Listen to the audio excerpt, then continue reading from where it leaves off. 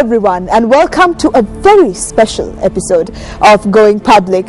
On today's episode, we will be speaking to three personalities from the Colombo Stock Exchange, and they will be taking you through the A to Z when it comes to this process in taking the next big step in the future of your company. On today's show, we won't be speaking about a success story, but we will be giving you the information that you need to make your very own success story. On that note, I'm going to hand you over to the very capable host of our program this evening, Mr. Vasula Premawardana. He is a capital market specialist as well as a former director of the SEC. Vasula, over to you. Thank you, Amaya. Today on Going Public, we have a very exciting program. We are going to be discussing the mechanics of listing your company with Colombo Stock Exchange officials who are here with me to do just that. We have Renuka Wijayawardena, the Assistant General Manager of Regulatory Affairs. We have Priyana Gunasekara, Head of Listing and Corporate Affairs. Welcome. And Viduni Velagadara, Assistant Manager Listing. Welcome, Viduni. Renuka, maybe we can start off with you. Give me an introduction into this listing process. Yes, Vasula, thank you very much for inviting us for the program. Before we get into nitty-gritties, let me highlight to you and our viewers about the vision of the Colombo Stock Exchange first, where everything flows from that. Now, our vision is basically to be the preferred choice for creation of wealth and value. Now, this has different meanings to different stakeholders who are associated with the CSC. You know, the brokers, listed companies and various the investors. Yeah. What applies to the potential issuers is basically this creation of value through the stock exchange. How do we do that? We do that through our listing process. We offer potential issuers a mechanism where they could list their securities, maybe shares and other products, on the CSC and raise capital and create value. Basically, how do we do that? I mean, if you really consider it in a more deeper way, if a company is unlisted, if it is at a private limited liability level, usually there is a discount to the valuation of such a company, because on one hand there's not much information available about the company, then there's no liquidity in the shares. So usually there's a discount. But once the company is listed on the stock exchange, the whole scenario changes. That's right. There will be the company will be subject to independent market valuation by maybe broker research, etc. And the company's shares are quoted and starts trading. And when the company's profits grow and the revenues grow, and if there is competitive advantage in the industry to the company, and depending on the growth potential, there will be demand which is created through the market for the shares. Right. And when there's a demand, obviously the value goes up. The value of the shares go up. That's how the value creation happens. And also, as owners, you may be holding a slightly lower percentage after listing, maybe 75% or 90%, but the value of those shares will be much higher than what it was before. Right. So that's how you create value through the stock exchange. The price discovery process. That's right. I would like to divide the listing process into three groups. First, the pre-IPO preparation, where the company has to do a lot of housekeeping, lot of things. I'm sure in previous discussions also things would have been highlighted by the investment banks, etc. How you prepare for the IPO. Then the second stage is your communication with the CSC, sending the application. That's what we are going to discuss in detail. The interaction with the CSC until such time the approval, in principle approval, is granted by the CSC. That's the second stage. Third stage is actually the more exciting period, where you go to the public, issue prospectus, raise funds, etc. and ultimately list the company, and the company shares start trading. So there are three regimes, but I must tell you the most important the most important period of this is the first one, preparation for the IPO. There's a lot of work you have to do. So in a nutshell, that is the whole listing process. Brilliant. So obviously at the preparation bit you all are giving advice, of course, but actually it's a more internal process that the company itself has to undergo. Yes. And actually we have covered that quite a lot with various companies, and they have told very interesting stories from not so difficult to difficult, but generally I think it's about 6 months to 1 year. 6 to 1 year. Yeah, 6 months to 1 year. That we have come up with. So what are the key requirements as you would Yeah, considering the requirements to get listed at the CSE, we actually have two boards for listing of equity, the main board and the Dirisavi board. If a company wishes to get listed on the main board, they have to have a stated capital of 500 million. This 500 million could be achieved including the IPO quantity, so it's at the time of listing that they have to have the 500 million. Then also they have to have positive net assets for the immediately two preceding financial years, and the positive net assets will be as per the audited financial statements of the immediately two preceding years, and if it's a parent company, it will be based on the consolidated audited financial statements. And that company also has to have profits for 3 years for the immediately 3 preceding years based on the audited financial statements, and there again, if it is a parent company, it has to be as per the consolidated audited financial statements. Then another factor is the public holding. The company has to have a 25% public holding to be on the main board, and this 25% has to be in the hands of 1,000 public shareholders at least, holding 100 shares each. Those are the basic requirements, and of course the 25% can be waived if the public holding is so large enough to have a liquid market, and the CSE is satisfied that it's adequate for a liquid market. And then coming to the Dirisavi board, the stated capital is 100 million. The requirement for stated capital is 100 million. There again, you can include the IPO quantity to arrive at the 100 so million. So it can be 50 million, another 50 million, your 100 million, you can get on the Dirisavi board. Is it right? You have to have an operating history of 1 year, which generally means that you have to have an audited financial statements for 1 year. Right. You have to also have positive net assets for 1 year, and a 10% public holding. And this 10% public holding has to be in the hands of 200 public shareholders. So that is for equity listing on the main board and the Dirisavi board. Right. So that's very interesting. So actually you have facilitated the Dirisavi to allow the smaller companies to come in. But do you find that also larger companies entering there? Is there a maximum that you have to jump to the main board? No maximum. So even Goliath can come, a big company with 500,000 billion rupees can enter through the Dirisavi if they wish to. So what's the advantage for big companies between the main board and the Dirisavi board?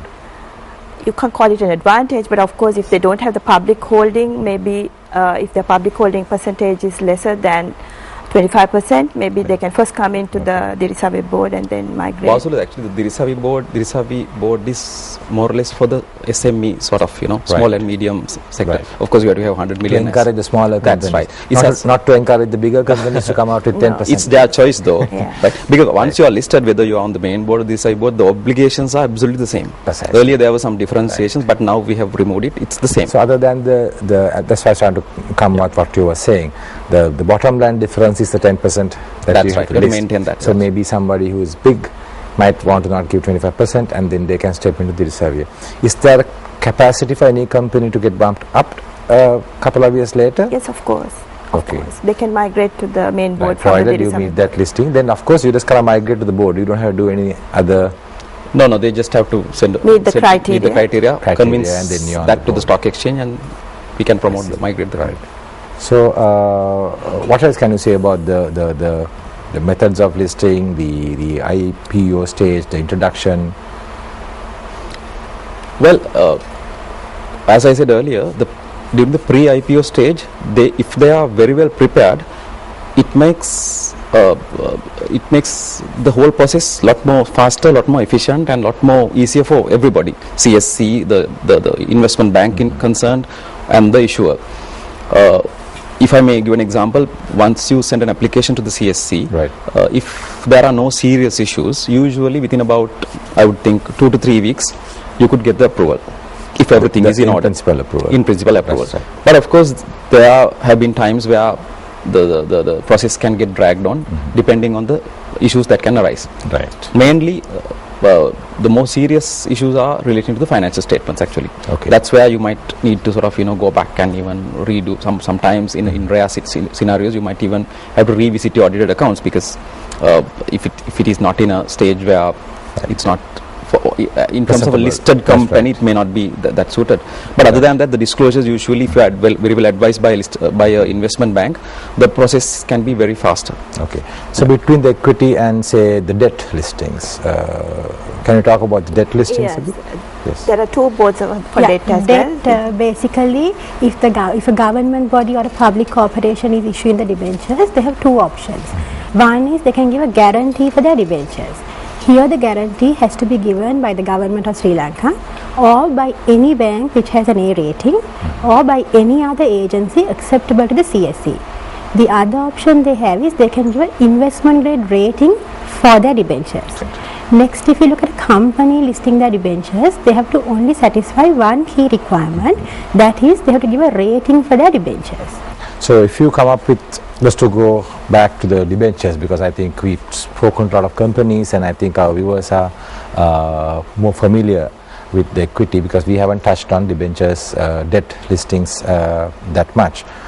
So what is the criteria for, other than you say you are not a listed company, but if you are an unlisted company coming and trying to list a debenture, then what are the disclosure requirements?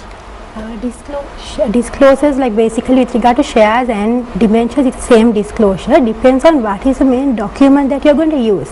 Like if you're coming for an IPO, then you've got to use a prospectus, and then in the prospectus obviously you've got to say details about the company, what they're doing, because it's first time coming to the market, and also because money is raised in an IPO, you have to tell the public what you're going to do with this money.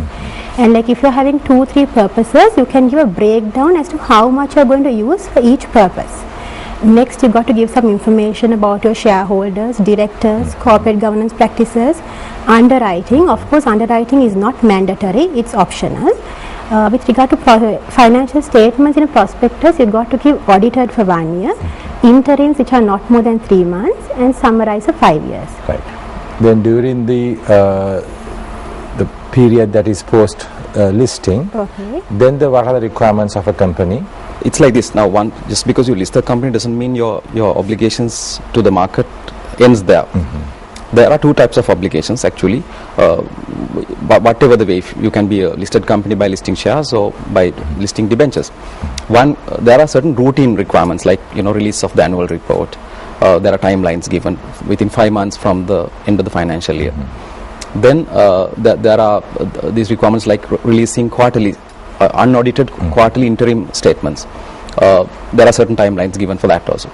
Then there are various other routine requirements like disclosure of appointment of directors, resignation of directors, and also the directors' transactions will have to be disclosed. There are routine disclosures like that also. We will come back to this topic again. I think it's time for a break. We will be back shortly. Welcome back to Going Public. We are here today with the stock exchange officials, and we are talking about the mechanics of listing your company or even debt on the Colombo Stock Exchange. Renuka, I think we were on the topic of continuous obligations for a company. Yes, we briefly discussed about the routine sort of disclosures a listed company will have to make to the market, and the other aspect is this price sensitive information. Once the company is listed, any information which has a bearing on the share price of the company, we call it material information or price sensitive information, has to be divulged to the market through the stock exchange immediately. That's the second aspect of it. We can discuss these things in detail. Yeah. I think we need to go back to the initial listing process, Vasula, because we need to understand how a company can get a listing. In fact, there are 3 methods of getting a listing. We spoke about the IPO process, you going to the public and raising money. IPO, that is public subscription of shares, that is the company creates new shares, issues new shares to public. So that is usually referred to as IPO. That's one very popular method of getting a listing. Second method is offer for sale. Now, offer for sale scenario also there is a public issue, but the company doesn't create any new shares. Usually what happens is the major shareholder, who may probably have say 100% or 75%, will divulge part of his stake to public. The difference between offer for sale and offer for subscription is that under offer for sale no new shares are created, but the public issue element is there for both cases. The third one is a very interesting method, that is getting a listing through introduction. you don't issue any new shares. There's no public offer, nothing. Company is there, company is a public company which meets our listing criteria. You can get a listing as it is. So probably Prerna and Miduni can go into details of these things. Yes. We have a slide also on the timelines for I think our viewers can see it on the IPO process. Right. Yes. As we spoke earlier, the company has to be in readiness when they come for the IPO to get their company listed. And as Renuka explained, the CSE approval process will take time depending on the quality of the document. Once we give the approval, the subscription list has to open within 20 market days. Right. And however, the prospectus has to be in the hands of the investors 7 market days before the opening of the subscription list. After the opening of the subscription list, the offer can be kept open for 14 market days. But however, if the offer is fully subscribed on the first day or second day or third day, whatever, depending on that, they can inform the CSE and close the subscription list. And after they close the subscription list, they have to attend to the refunds and the CDS uploads. The refunds have to be made within 10 market days. And if they don't make the refunds within 10 market days, there will be some penalty interest to be paid. And the CDS uploads have to happen within 18 market days. Once the CDS uploads happen, a declaration has to be sent to the CSE informing that all the requirements have been complied with. And within the next 3 market days, the company can get listed and the trading can commence. Then if we go to the introduction process, it's a very simple process. Approval is same as before, like in IPO. It depends on the quality of the document, and the CSE will grant approval. Here again, once CSE approval is granted, within 20 market days, the introductory document has to be issued. But of course, it has to be in the hands of, the soft copy has to be in the hands of the investors for 7 days before. And along with the introductory document, the CDS uploads also have to be done. And once the CDS uploads are done, the following day, they will send the declaration that all the requirements have been met. And again, within 3 market days, the company can get listed. So if we go into the statistics of the recent past, we have taken 5-year statistics. Within the last 4 years, 28 companies have got listed at the CSE via equity IPOs. But this year, we have listed 2 companies already, and 3 companies are in the pipeline to get listed already as at March. Now, this is, I think, mainly due to the tax concessions that are being given by the budget proposals. In the 2013 budget proposals, they proposed a tax concession where if a company gets listed and maintains a public holding of 20%, the effective tax rate is reduced to 50%. Right. And if you continue to hold that public holding of 20% for the 3 consecutive years, then for 3 consecutive years you get this 50% tax reduction. Right. And now in the budget proposals of 2014 also this same tax concession has been extended. However, it's not in gazette form yet, but in the proposal form yet. But I'm sure it will get gazetted. So I'm sure we're going to see many more IPOs in the near future. Certainly. And equity introductions. Of course, introductions are not very popular now mainly because on 1st of April 2012 it was suspended. Introductions were suspended, but we reintroduced it from October 2013. But since the IPOs have the tax concession also, I guess introductions won't be very, the tax concession is not applicable to introductions. Just let me ask a question now. Why was the introductions not allowed and suddenly brought back again?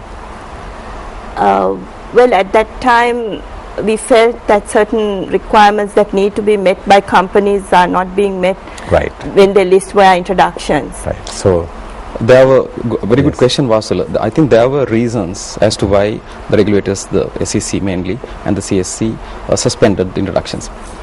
As you would understand, in an introduction, there's no issue of shares. So, there's no price discovery process created. The company is there, you just get a listing as it is. That's right. Sometimes there were instances where some companies with a very thin public float, the share prices were increased dramatically. And the analysts found it very difficult to understand what the reason was. So the price discovery process was not very transparent. That was one scenario. Second one was this public float. There were instances where some companies got a listing on the CSE through introduction on the Dirisavi board with 10%, but there were lots of shareholders owning just about 1.1% to 1.5%, and in the public component there was one shareholder owning about 8.5 to 9%. Right. So the real public component was not very liquid in that sense. Right. Now we have reviewed that situation, and we have reintroduced introductions with certain new restrictions. Conditions. I see. Now okay. to answer those issues that we would have had, now under the new method, the top 3 shareholders can only go up to 50% of the public float. Now, for example, if a company wants to get a listing on the Dirisavi board through introductory methodology, major shareholder can have 90%. The public has to have 10%. Now, you can't have, in the public component, the top 3 can't have more than 50%. So, it has to be fairly spread out. Right. So, that enables liquidity creation. Right. Then there is a new requirement where the introduction, there's a reference price has to be very clearly set out in the document, and the basis has to be given with a fairness opinion by independent party. So it was reintroduced with some restrictions like that. So hopefully we'll see, because it's a very fast and very efficient way of getting a listing. You don't have to go through the hassle of IPOs. Yes. So it had disadvantages, but also I think you have to plug the holes, and now you have a better process that is going to come. Correct. Yes, you were saying. And going to the debt IPOs within the last 5 years, actually last year we saw a very significant increase in the debt IPOs, where we had 28 debt IPOs last year. Most of these debt IPOs were from already listed companies. The main reason for these debt IPOs was once again a tax concession that was given by the government. If a company listed its debt through the CSE after 1st January 2013, the interest and profits earned from such investments will not be subject to tax.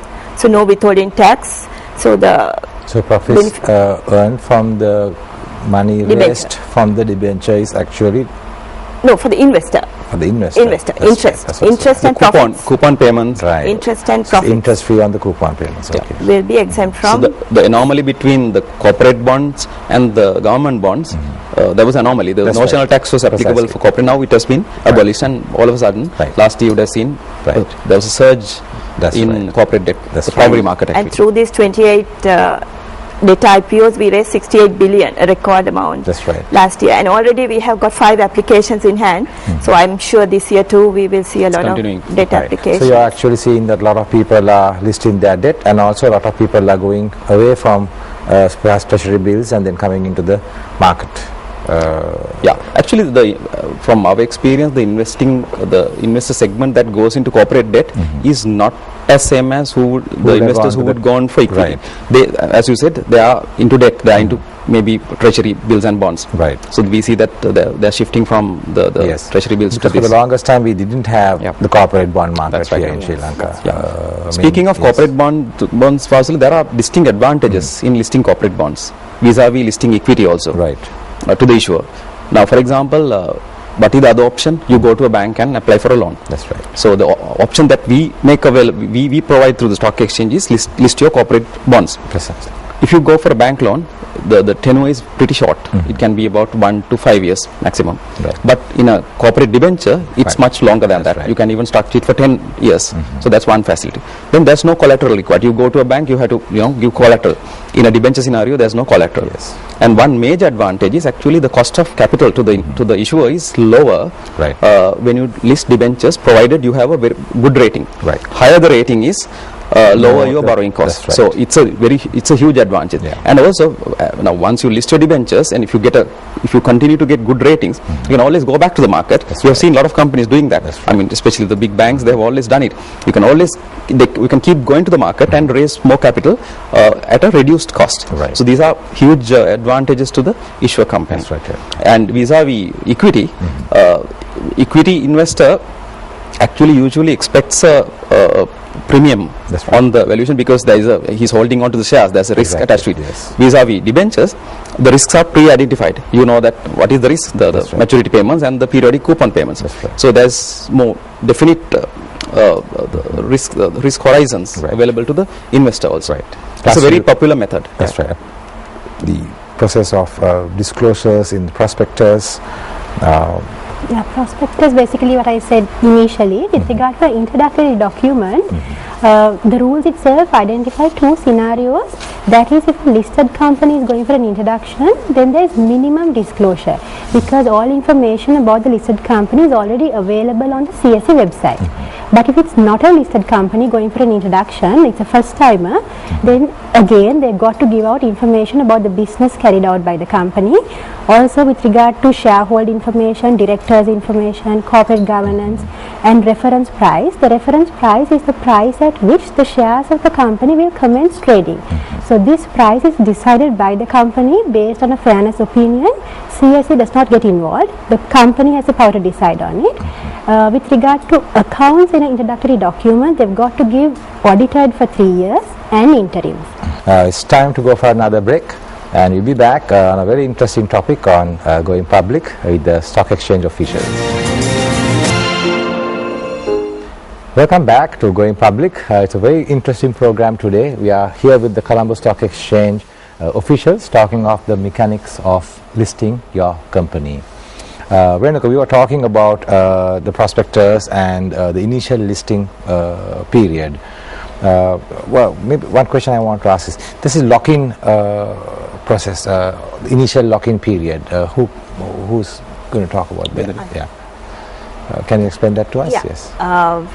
Companies that get listed are subject to a lock-in, and it happens in this way, where if the shares have been allotted 12 months before the listing, then such shares held by non-public shareholders will be locked in for 6 months.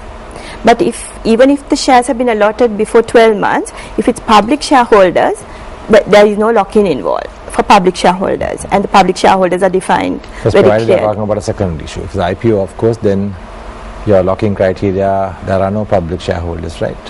You could still have public shareholders. Okay. Yeah, you could have. See, non-public shareholders are usually the directors, the related parties, you know, the parent companies. But you could always have independent, unrelated people holding shares even before listing. Angel investors come in. Because and if you take an introduction, so they are in the non-public. Yes. Okay, that's one. So if you take an introduction, all the public holding is there beforehand, before the list. So the lock-in for the introductions is also very similar as for the IPOs. And then if there are any transfers made within a period of 12 months, such transfers will be locked in for a period of 6 months from the date of listing, or 12 months from the date of allotment, whichever is higher. And if there are any allotments within 12 months, you'll have to get SEC approval as to whether lock-in is applicable or not. So that's the lock-in rules that we have at the moment. So we did discuss about the pre-IPO period and the initial listings, and we talked about the listing process. What are, just to let the viewer understand, is what are the advantages that you may say from your side of listing? By listing on the CSE. Yes. Initially I spoke about the value creation. To me, it's one of the huge advantages an unlisted issuer will have by listing the company on the CSE. Then main objective of listing is, of course, raising capital.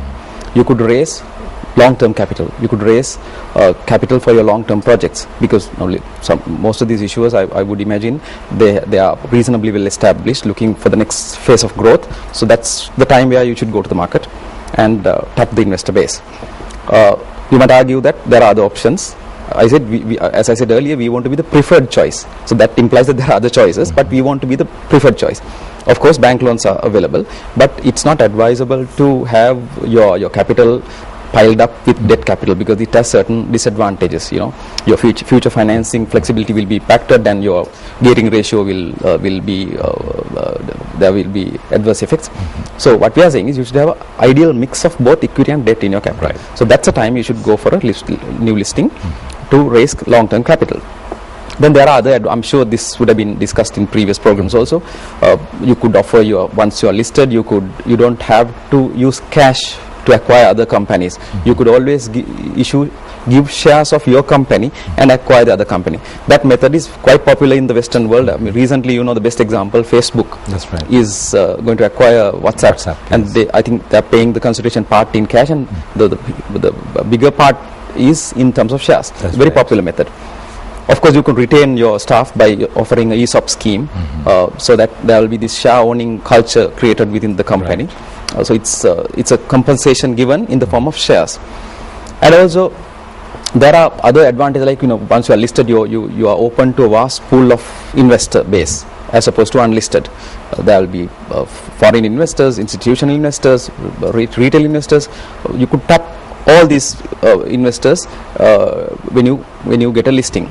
And the advantage there is, when you are unlisted, sometimes the ability of the company to grow is hampered by the capacity of the owner to infuse capital. That's right. Now that disqualification will go out once you are listed, because you are opening up to a vast pool of investor base. There are various advantages like that, but one big advantage in listing is not a one-off exercise.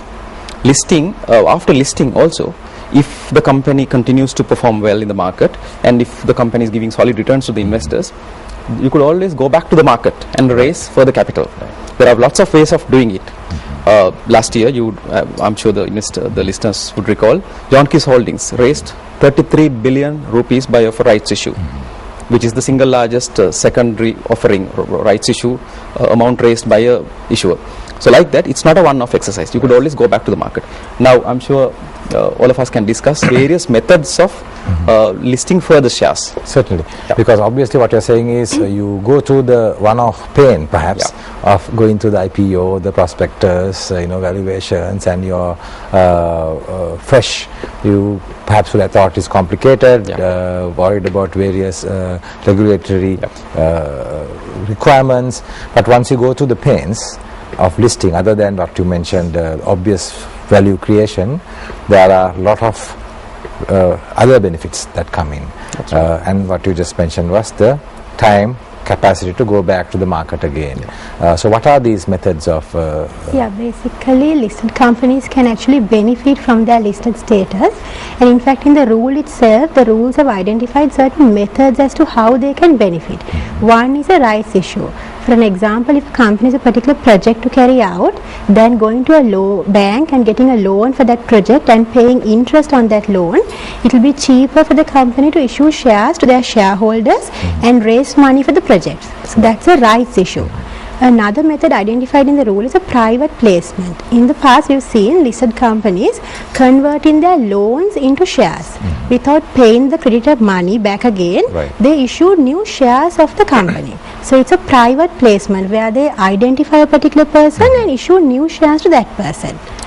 So that's one method. The other is an employee share purchase scheme. The rule encourages shares to be given to employees because it's believed it will be better for the employees and build their loyalty to the company. And there's much more motivation involved in. Yes, and ultimately the shareholder of the company benefits. Another method identified in the rules are a share swap. Here what happens is, if a listed company wants to buy shares of another company, then paying money for that purchase, they can issue new shares of the listed company. So shares are swapped between the two companies. No cash consideration goes. Also, there's a capitalization of reserves and scrip dividend, where the listed company can capitalize their reserves and issue new shares to all their shareholders. Also, another method in the rule is where the company can go back to the public, carry out an IPO, that's called a public subscription. After the initial listing, they can go back again to the public at large and raise money.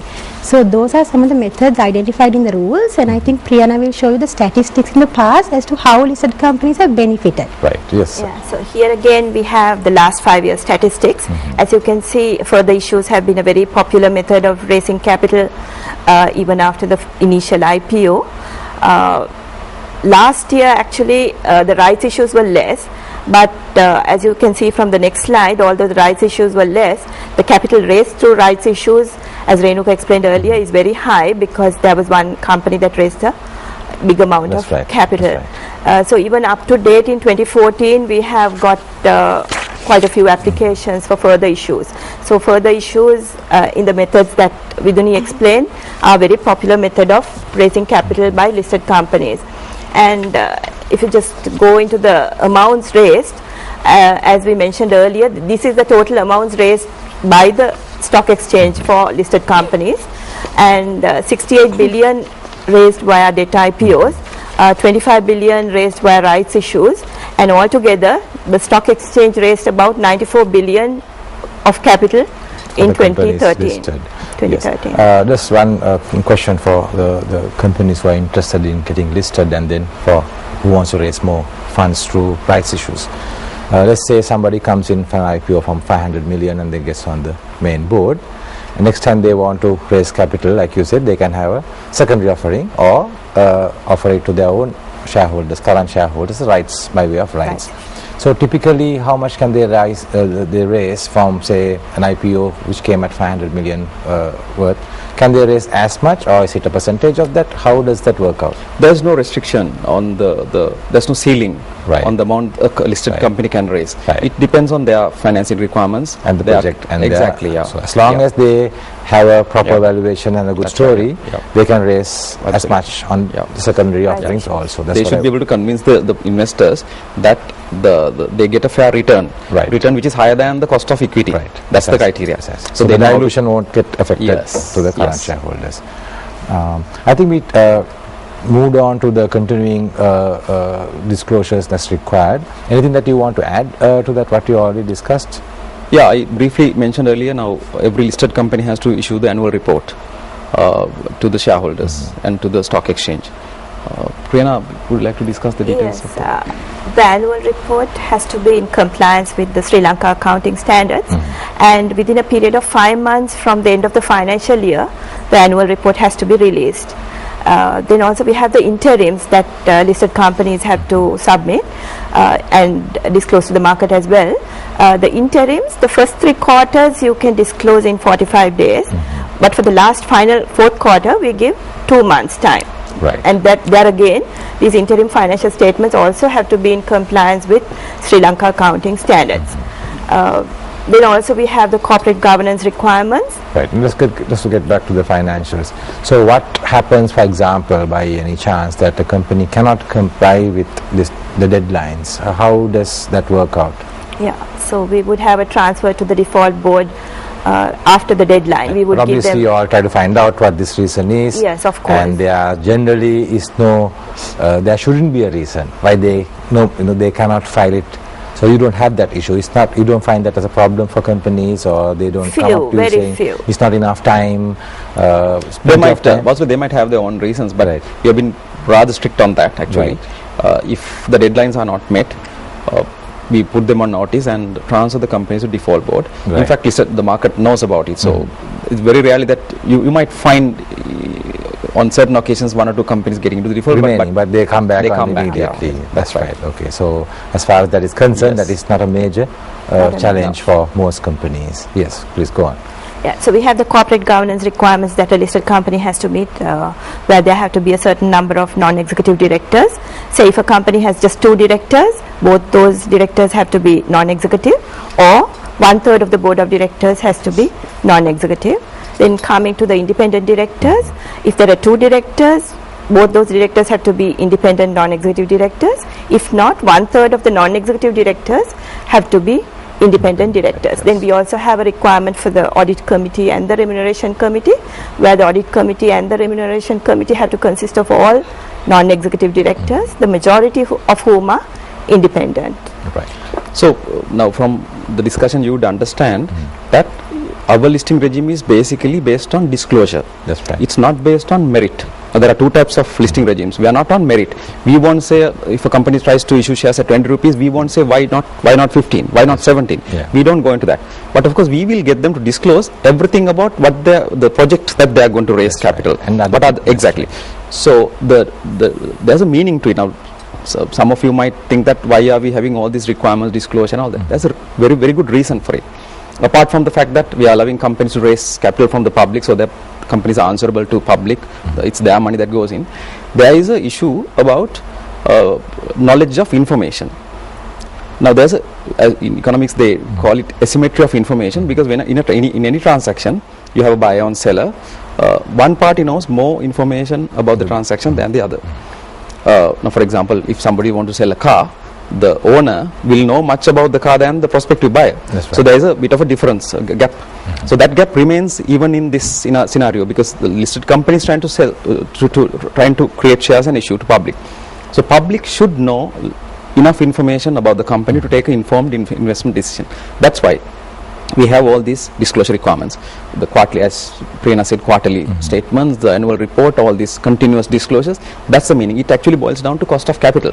Right. Because the cost of capital exactly. Yes. The cost of capital for the issuer is much lower if you, among various other things, the more information you supply to the market, their cost of capital goes down, because then the investors can determine the correct price of the share because they have enough information. So that's the reason. Right. So even other than what is required for financials, independently the company itself, suddenly they may have price or market moving information that they may have to come and announce. Absolutely. Plus any directors who are dealing with transactions has to be reported. How often and what is the requirement for that?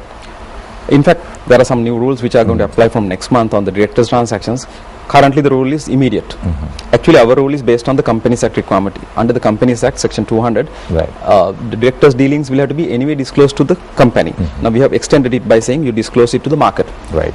From next month, I think there are certain timelines which are obligations on the director or the company?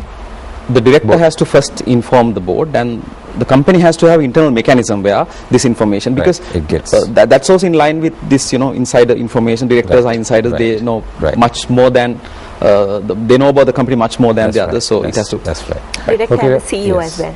Yes. There are lots of parties. I think it's time to go for a break. We'll be back with a very interesting topic of the mechanics of listing on Going Public soon. Welcome back to Going Public. Here we are with the Colombo Stock Exchange officials discussing the mechanics of listing your company. We were on the topic of continuing obligations of a company once they have listed. Maybe Prerna can answer, or even the continuous obligation on the public float. I mean, I think you mentioned that on the main board you need to have 20%, or is it 20%? 20%. So what happens post listing? Main board at the time of listing at the moment is 25%, but as a continuous listing obligation, the public float has to be maintained at 20% with 750 shareholders for the main board. And the Risavi, of course, same as at the time of listing, where 10% has to be maintained with 200 shareholders. Okay, but there are certain transitional provisions also applicable in the first 2 years. So the companies can meet with those transitional provisions in the interim and then comply with the main requirements later on. Right. So this is an issue mainly, or is this actually an identified element? Is it because, for example, after IPO, the company directors perhaps may go back and start buying in the public? Is that the reason? We have noticed that because it was not strictly enforced previously. At the time of listing it was enforced, but afterwards, due to market activity, these percentages can go haywire, and you might have companies on the main board having about less than 5% public. So it's not actually, now there's a reason as to why we want this public holding component. When you are a listed company, there should be liquidity in the shares. Otherwise, there's no point in listing also, at least up to a certain level.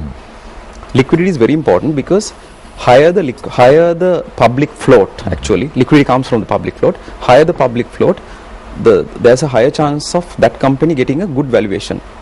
Usually there's valuations are high on companies having a large public float, because for the quality investors, for the long-term investors, the entry and exit becomes very, very easy when you have a higher public float. If you have a narrow public float, what happens is it becomes difficult. The impact cost will be high. So therefore what happens is, usually you will see the investors with short-term horizons or speculative elements entering into such shares, and as a result there will be a lot of volatility in the share. So narrower the public float, there's volatility. So it's like a vicious cycle. So that will further keep away the quality investors. So it's a disadvantage actually.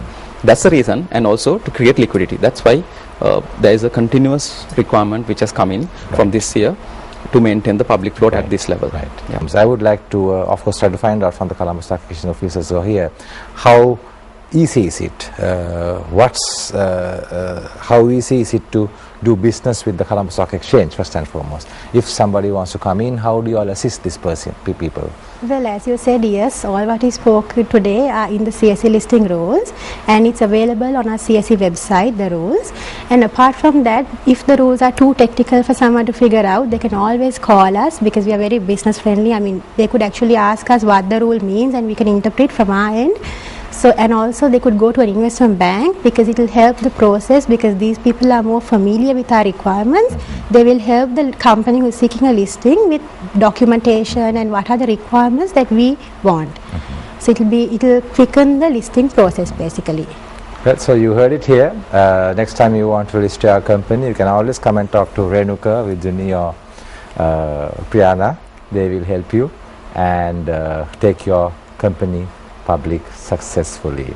Well, back to you, Amaya. Thank you very much. Thank you. What an insightful as well as interesting discussion, Vausala. I'm sure that answered some of the questions you may have when it comes to taking this next big step in the future of your company.